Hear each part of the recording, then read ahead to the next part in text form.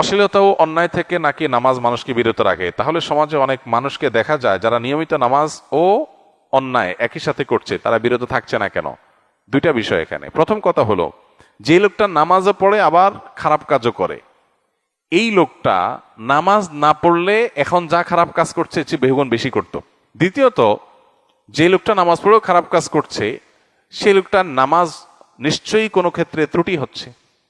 ওষুধ খাইলে রোগ ভালো হয়, এখন ওষুধে যদি ভেজাল থাকে, ওষুধ যদি নকল ওষুধ হয়, ওষুধ যদি ডেট ওভার হওয়া ওষুধ হয়, তাহলে সেটা তো রোগ ভালো হবে না।